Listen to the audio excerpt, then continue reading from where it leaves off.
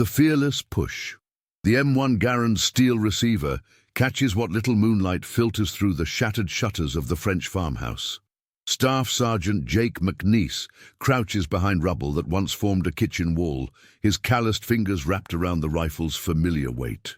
September 1942, near Carentan, 3 miles from where they should have landed, with half his demolition squad scattered across Norman hedgerows like seeds thrown by a careless hand. Through gaps in the stone, McNiece watches SS troops herd 23 French civilians toward the village square. Women clutch children against their chests. An elderly man grips a wooden cross, his lips moving in silent prayer. The acrid smell of burning thatch mingles with cordite from earlier fighting, creating a cocktail of destruction that will linger in McNiece's nostrils for decades to come.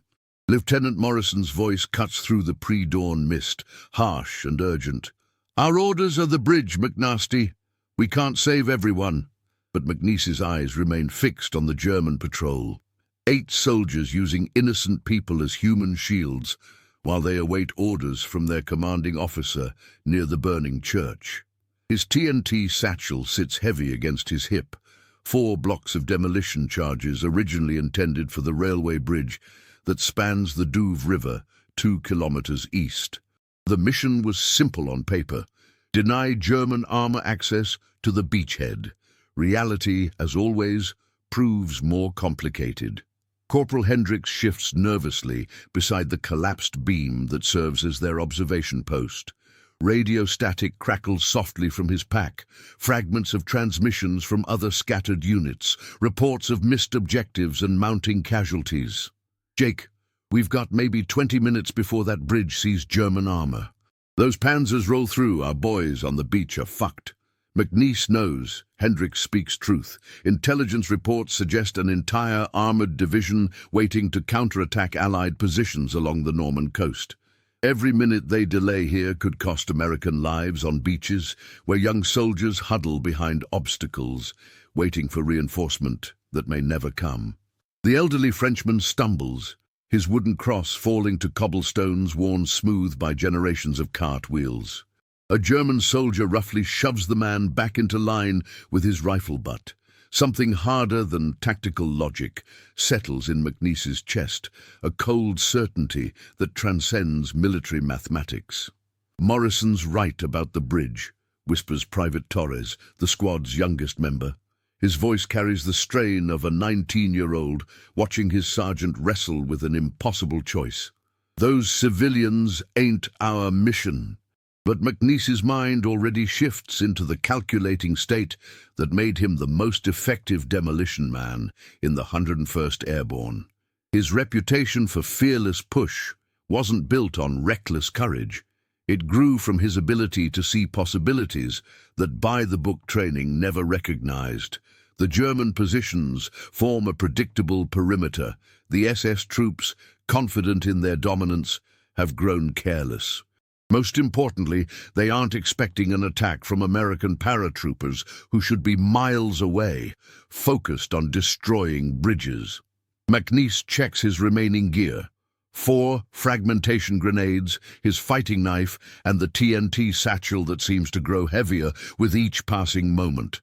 The wooden cross lies forgotten on ancient stones, a symbol of faith abandoned in mankind's darkest hour. If stories like this make you imagine what you'd do under fire, tell us in the comments how you think you'd react in this situation. And stay with us for the next chapters. The plan crystallizes in McNiece's mind with the brutal simplicity that defines all effective demolition work. Across the Norman village square, 8 German soldiers maintain loose positions around their civilian prisoners. The SS troops carry Schmeisser submachine guns, devastating at close range, but less effective beyond 50 meters. The Wehrmacht regulars grip Kar 98K rifles, bolt-action weapons that require careful aim and leave soldiers vulnerable during reload cycles. McNiece's squad occupies the high ground, but numerical advantage belongs to the enemy. Any direct assault will likely result in civilian casualties, exactly the outcome the Germans expect if American forces attempt rescue. But expectation McNiece learned during 3 combat drops, often becomes a soldier's greatest vulnerability. "Listen carefully," McNiece whispers to his men. His voice carries the quiet authority that comes from surviving situations others consider impossible. "I'm going to draw their attention from the farmhouse ruins. When they focus on my position, Hendricks and Torres flank left through that destroyed barn. Morrison provides covering fire from here." Lieutenant Morrison's face tightens with frustration. "Sergeant, this violates direct orders. Our primary objective remains the Douve River Bridge. German armor could appear on that road within minutes." "Then we better work fast," McNiece replies, checking his M1 Garand safety mechanism. The metallic click echoes across the rubble-strewn courtyard, a sound he's heard countless times, but never quite like this, weighted with consequences that extend beyond tactical success. Private Torres grips his rifle with trembling hands. The boy enlisted straight from a Nebraska farm, trading cornfields for French hedgerows without understanding how dramatically geography shapes a man's moral landscape. "Sarge, what if we're too late for both? The civilians and the bridge?" McNiece meets the young soldier's eyes, seeing his own doubts reflected there. The TNT satchel against his hip represents more than explosive power. It symbolizes every choice that separates effective soldiers from merely obedient ones. "Sometimes you can't save everyone, kid, but that don't mean you stop trying to save someone." Corporal Hendricks adjusts his radio pack, static-laden voices from other units, providing grim context for their isolated decision. Reports filter through. Scattered landings across Norman countryside, missed objectives, German counterattacks gaining momentum. The larger battle unfolds beyond their small corner of France, but this moment, these 23 faces pressed against church walls, demands immediate action. The German commanding officer checks his pocket watch near the burning church, consulting papers that likely contain execution orders. Smoke rises from surrounding houses, evidence of earlier retaliation against suspected resistance activities. The pattern repeats itself across occupied Europe, innocent people paying with blood for crimes they never committed.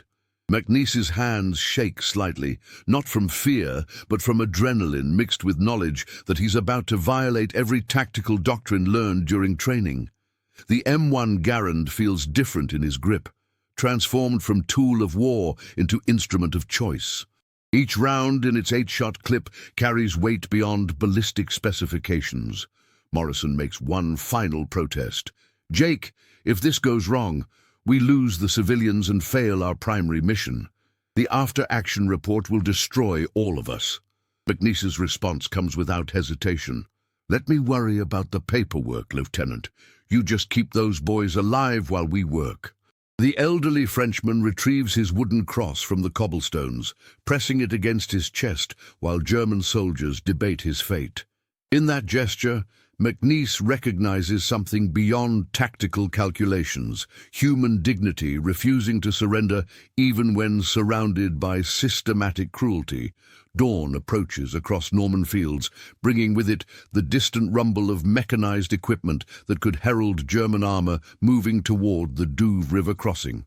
McNiece positions himself behind the farmhouse's shattered stone wall, calculating angles and distances with the precision that made him legendary among demolition specialists. The TNT satchel rests within easy reach, its 4 blocks of explosive representing terrible potential in hands trained to destroy bridges and fortifications. Radio chatter from Hendricks' pack provides fragments of the larger battle unfolding across Normandy. Other units report scattered landings, missed objectives, and increasing German resistance as enemy forces recover from initial surprise. The 506th PIR exists as isolated pockets of paratroopers attempting improvised missions while High Command struggles to re-establish communication and coordination. "Third platoon's been cut off near the causeway," Hendricks whispers, adjusting his radio's frequency.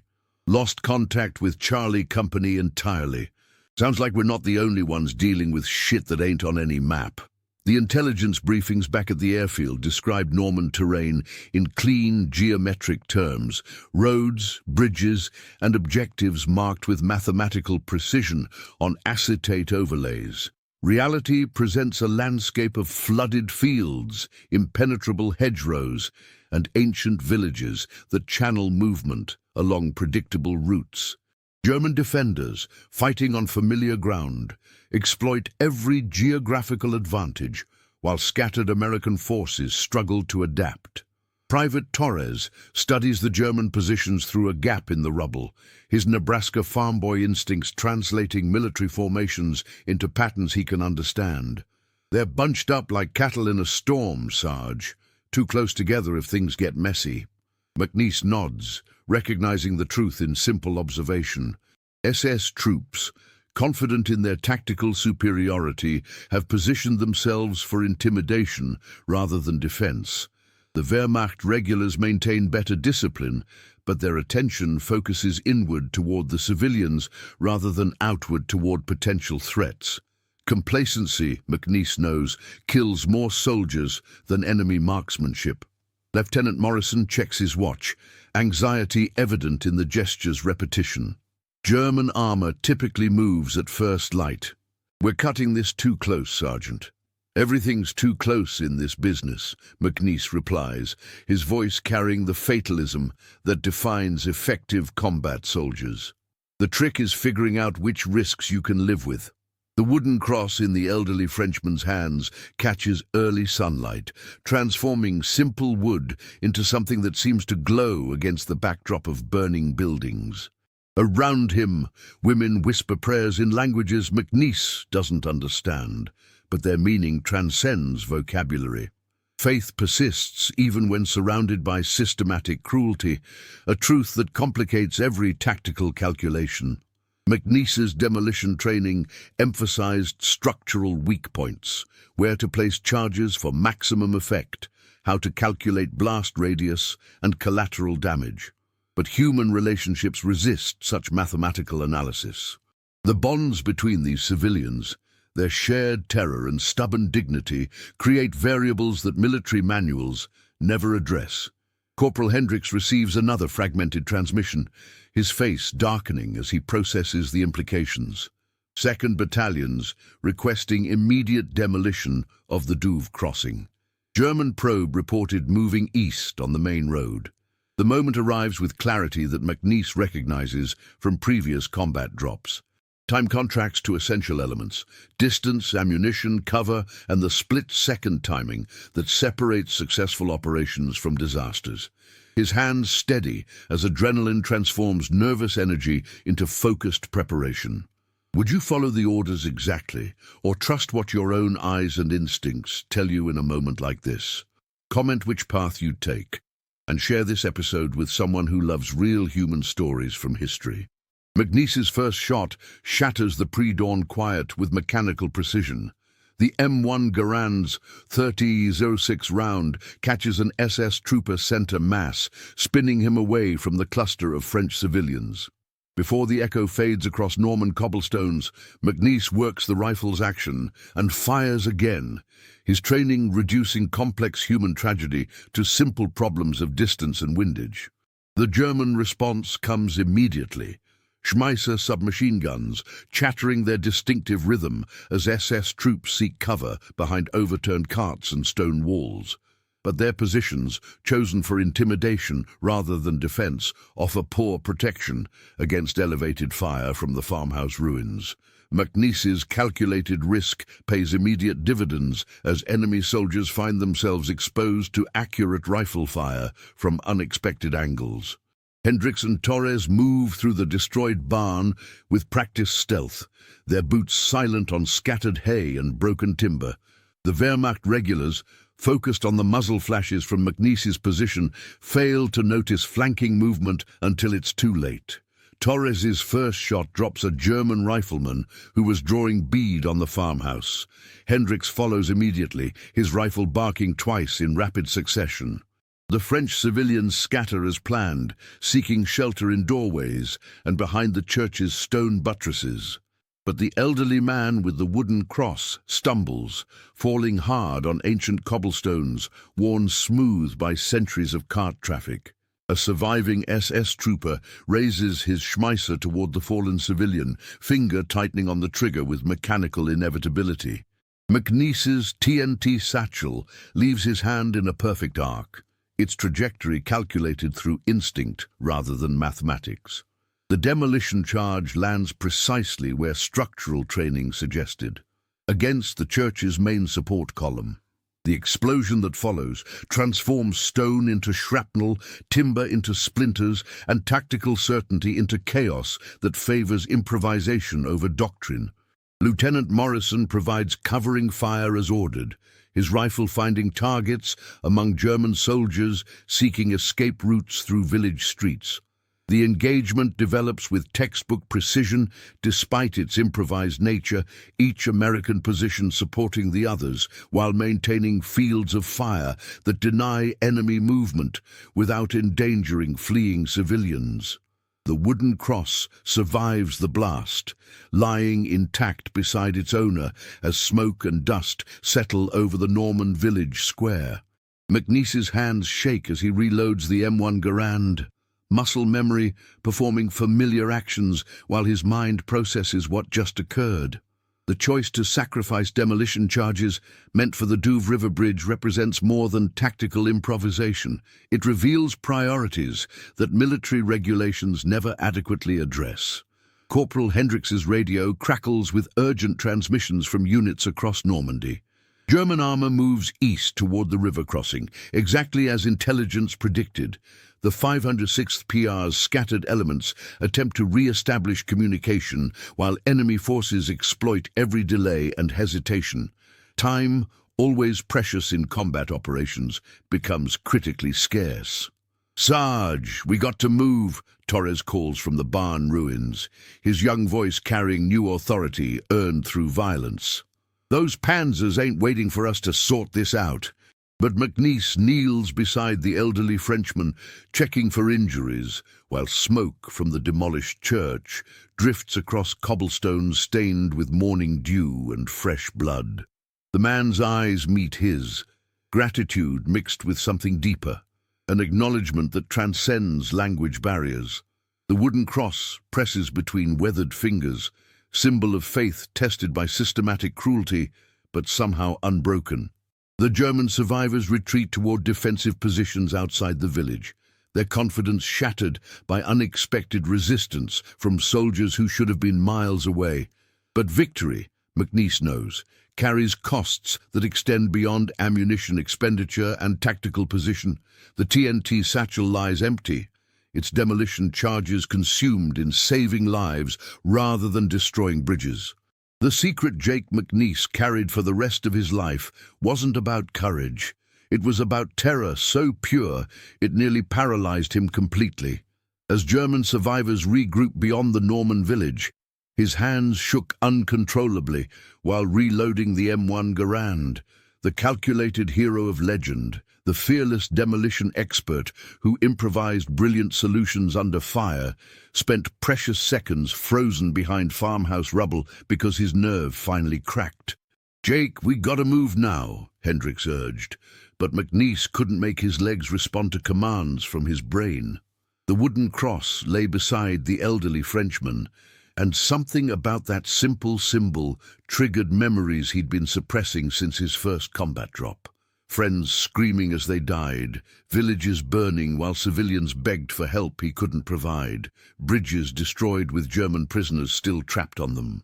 The Douve River crossing waited 2 kilometers east, where German armor would soon test defenses manned by scattered American forces. Every minute McNiece spent, paralyzed, increased the likelihood that panzer tanks would break through, reaching beaches where young soldiers depended on reinforcements that might never arrive. Military mathematics demanded immediate movement toward their original objective.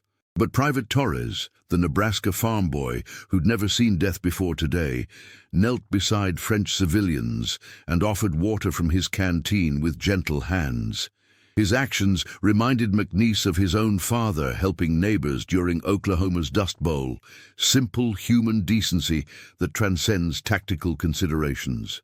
Sometimes McNiece realized the most important battles happen inside a soldier's conscience rather than across disputed terrain.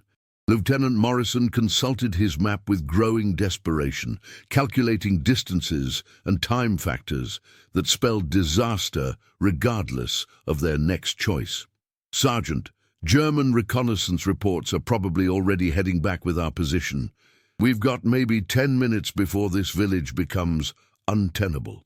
The truth McNiece never included in after-action reports was this: he wanted to run.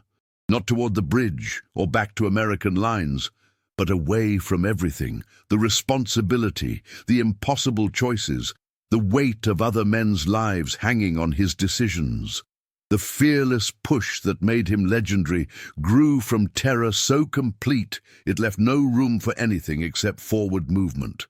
Corporal Hendricks picked up the TNT satchel, now empty of the demolition charges that were supposed to deny the Douve crossing to German armor. His expression mixed accusation with understanding, the look of a man who recognizes necessary sacrifice, but mourns its cost. "What do we tell command about the explosives, Jake?" McNiece forced himself to stand, legs unsteady but functional, and met Hendricks' eyes with honesty that bypassed military protocol entirely. "We tell them the truth. We use them to save lives instead of destroying bridges. Let the paperwork sort itself out." The wooden cross caught morning sunlight, and the elderly Frenchman pressed it into McNiece's hands with words that needed no translation. Gratitude, benediction, and recognition passed between them. Acknowledgement that some actions transcend military objectives. The weight of carved wood felt heavier than any demolition charge McNiece had ever carried. Radio transmissions reported German armor advancing toward the Douve River, exactly as predicted. The 506th PIR's scattered elements attempted desperate improvisation, while enemy forces exploited every advantage. McNiece's choice to save civilians rather than destroy bridges would echo through tactical analysis for decades, but the men who lived through that Norman dawn understood consequences that never appeared in official records. The real secret wasn't heroism or cowardice. It was the moment when Jake McNiece discovered that fear and courage occupy the same space in a soldier's heart, separated only by the choice to act despite terror rather than because of its absence. 53 years later, Jake McNiece sat in his Oklahoma kitchen listening to freight trains cross the steel bridge outside Ponca City. The rumble of wheels on metal always brought back September 1942 near Carentan, where a wooden cross and an empty TNT satchel taught him that some battles never truly end. His granddaughter found him there after school, homework spread across the table where he'd been staring at old photographs from France. "Tell me about the war again, Grandpa," she requested, with 8-year-old persistence that reminded him of French children clutching their parents while German soldiers decided their fate. McNiece's hands, gnarled now with arthritis but still steady, picked up a black-and-white photograph showing members of the Filthy 13 before their next drop. Lieutenant Morrison stood in the back row, his expression serious and unforgiving. Hendricks grinned at the camera while Torres, forever 19 in McNiece's memory, looked uncertain and brave simultaneously. "Some stories don't have clean endings, sweetheart," McNiece replied, his voice carrying weight that 8 decades hadn't diminished. "Sometimes doing the right thing feels wrong for years afterward." The official after-action report, filed weeks later, described the village engagement in 3 brief sentences. Elements of 506th PIR encountered enemy forces while proceeding to demolition objective. Resistance eliminated with minimal friendly casualties. Primary objective subsequently accomplished through alternate means. Military bureaucracy compressed terror, moral choice, and human sacrifice into administrative language that revealed nothing about what actually happened. McNiece never discovered what happened to the elderly Frenchman with the wooden cross, Letters sent through Red Cross channels after the war received no responses. The Norman village, rebuilt with American aid money, became a tourist destination where plaques commemorated Allied liberation without mentioning the civilians who nearly died there. Official history, McNiece learned, preferred clean narratives to complicated truths, but Hendricks visited every year until his death in 1987, and they never discussed the demolished church or the empty TNT satchel. Instead, they talked about Torres, who survived Normandy only to die in a traffic accident outside Omaha in 1951. They shared memories of Morrison, who became a successful insurance executive but never spoke about his military service. Some experiences, they discovered, resist translation into civilian language.